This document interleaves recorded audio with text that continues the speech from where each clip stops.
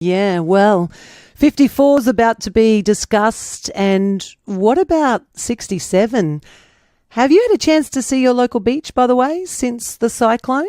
All the debris, the water pushing up still into the dunes, massive scarping in places. It's not the first time, of course, that we've faced this kind of event, and perhaps even worse on our beaches. Relentlessly, the breakers ate away the sand, undermined holiday homes, luxurious guest houses and modern flats. Promenades crumbled and disappeared in the swirling foam. Some homes toppled, disintegrated to become flotsam. More than 1,000 teenagers, housewives, business people and tourists join forces in the battle against Mother Nature in her most savage mood. Hundreds of trucks, bulldozers and other earth-moving vehicles are employed in the desperate battle to stem the erosion. That was 1967, something Angus Jackson remembers as a teenage surfer on the Goldie. Now, for decades, Angus has been one of the world's leading coastal engineers, starting off as Gold Coast City Council's coastal engineer. And he reckons the beaches have well and truly passed a major stress test with Alfred. The beaches are in great condition, and that's not by luck, that's by good engineering. We lost our beaches in the 67 event, and it took a long time to get them back. 1967, so take me through that, because a lot of people talk about 54 and 74. So what was 67? 54 was the great Gold Coast cyclone, and that's my first living memory, I believe, the eye of the cyclone passing over our beach house. Okay, 67, we got 7 back-to-back cyclonic events. So the beach never got a chance to recover. We got hit, and then the next one came, we lost a bit more, and then we got hit and lost a bit more, and there were houses falling in. So, what you see now at Collaroy in big events is sort of similar to what was happening there, things falling in. Collaroy, you're referring to the northern beaches of New South Wales, where we have seen big storm events, and we've seen, half a pool hanging over the edge and houses slipping into the ocean. Is your measure of success for something like what we've just seen with Alfred, is your measure of success that nothing fell into the sea? More than that. I mean, our beaches, about 11 million visitors per year. That's our lifeblood, the Gold Coast. That's our economy. It wasn't 67. 67, the Gold Coast basically went bankrupt. And that left a legacy. In our DNA is never going to happen again. Now, when I was council's coastal engineer from about 1982 to the mid-90s, we started with 30 kilometres of fairly scrappy seawall exposed, no dunes and narrow beaches. And every time we had an event, it was Australian headlines, Paradise Lost. And our tourist trade would just drop off each time because people were coming for the beach, not for sit on a boulder wall. Now, we've still got a beach. We haven't even seen the buried terminal seawall. I mean, a big event, we'll expose that for a short period, protect all the property, protect the roads, the buildings, the esplanades. But this event, and it was a big event, it was Category 2, and it slowed down and pummeled us for a good few days. We're still, we're back in business as soon as this swell drops. So tell me how that will work, because I've been told that all that sand that we think has disappeared hasn't really disappeared at all. It's just waiting to come back again. How does it work? Okay, great question. The beach is very dynamic. So we have offshore wave energy, and the bar system and the breaking waves dissipate that energy. So you walk along the beach on a normal day, metre and a half of swell offshore, and you just get that run up. The last of the energy is just petering out. We get an event like this, and there's probably about 50 times as much energy. So it reaches the beach, and what it does is it flattens the slope, it eats into the dunes, and that sand from the dunes is deposited about half a kilometre offshore. And that forms the third break. So what we get is, instead of the waves breaking twice, we get them break 3 times, which dissipates the energy. In a big event, it's about 18 months recovery, so you don't want too many back-to-back events in that period. But what's interesting from that, the Gold Coast became a world leader in resilience. I mean, as I said, it's about our economy. We're all beach boys or beach girls at heart. We take the beach personally. We want that beach. Now, this beach, I expect from what I've seen before, I'm no longer with council, but council will come along, make all the beach accesses safe.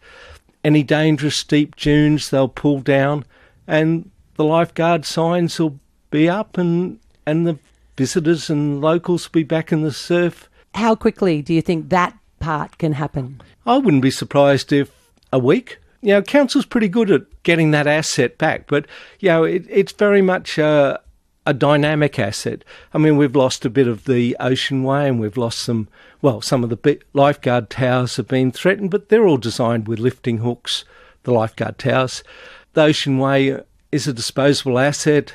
They'll replace the sections that need to be. Pretty slick business. The well-managed sections pass the stress test very, very well, and we've done it again.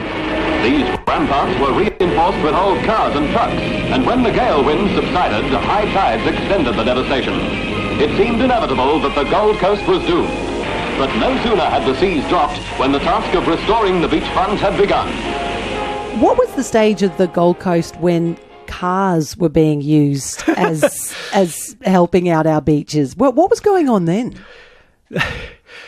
It was a case of, it was a disaster. Anything we could put in front of the houses that were falling in, and cars from the wreckers were a very cheap commodity. The only trouble is they were next to useless, and the trawlers were picking them up several kilometres offshore for decades. Really? They didn't really last? They washed out to sea, did they? Yes. Well, I mean, the wave energy was just far too high for relatively lightweight armour. And what year was that?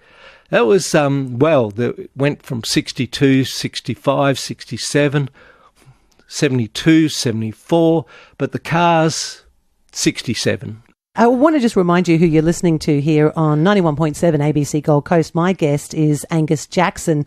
Now, he's an executive coastal engineer with International Coastal Management, his own company, after being council's coastal engineer for a very long time, and a very important time, in fact, in council's history. Some people call you the godfather of the coastal protection system that we have, and this includes things like bypassing, backpassing, dune restoration, what we've seen with the sand pumping, to create the superbank at one end. You forgot artificial reefs. Artificial We've been reefs. a world leader in artificial reefs. I can't believe I left them off the list because they're an important part of it, aren't they? And the interesting thing is that Gold Coast was thrown in the deep end in 1972 when the state government said, here we have a plan to restore your beaches. You need to put a lot of sand on the beach, and you get to pay 80%. Now, that seemed an impossible task, but my predecessors, you call me the godfather, I think there was a wave of engineers before me. Now, they had the impossible task of a very small town, about 70,000 people, paying rates to fund a huge beach restoration. So what they looked at was novel, innovative ways, and when I took over, that was already in the DNA. So we're world leaders in what we call nearshore nourishment. It's been adopted just about every country. The other thing we did in 85, and this was when we learned that sea level rise was going to be added to the problem. So the Gold Coast was factoring in sea level rise in 1985? Yes, I found my first report on sea level rise dated 1985. The state government said, hey guys, we need to tell you about this, and we said thank you very much. In 85 we brought a policy in, council did, that every development had to be protected by a seawall. Now the reason for that was we were spending a lot of time protecting beachfront properties and distracted from what we really wanted to do was make that beach wider and more resilient. So there was a policy, you build on the beachfront, you put a seawall in at your cost. Now, there's a lot of argument to that. Another thing that we added to that was, at any sand you excavate, and I put the policy forward with 100 metres thinking I was going to have a battle, the then chairman of the Beaches and Waterways Committee, Terracoomba, said, why don't we make it 500? Now, that is the best legacy I've ever seen. So every time anyone digs a hole within 500 metres of the seawall, it goes on the beach. So since 1985, developers have put about 2 million cubic metres of sand onto the beach free of charge, created dunes. So, as I said, in 82, we had no dunes, we had scrappy seawalls. By 1995, when I left, we almost had a full seawall to engineer standards. We had dunes. Now, still happening, we're still buffering up the dunes. We've introduced sand bypassing at the southern end. We've got it at the northern end. We've got backpassing. So we've got this incredibly well-managed system on the Gold Coast that is being copied around the world. And we get a Category 2 cyclone hit just to the north of us, and it's only the swell, not the beaches, that are a problem. I want to pick up on a couple of things you said. The seawall itself, explain it for people. How long, where does it start, where does it end, and what has it done during this time? Along the whole line, from Main Beach Surf Club back to Snapper, is an engineered rock seawall along the 1967 erosion scarp. In front of that, to give us a buffer so that we don't have the problem with waves hitting that seawall and eroding the beach, we have dunes. Now, Council has designated different types of dunes. So most of the Gold Coast are what we call urban dunes, and they're narrower than natural dunes, but certainly they work. I love the fact that you were a kid in the Great Cyclone of 1954, the Great Cyclone of the Gold Coast, and that you see this city on the edge, right on the edge of the ocean, and you become a coastal engineer of all things, Angus Jackson, and then you've helped our city to develop such a fantastic protection system as well, and of course the coastal engineers who've come before you and since. It's wonderful to talk to you. Thank you so much for joining me here in the ABC Gold Coast studios. Thank you.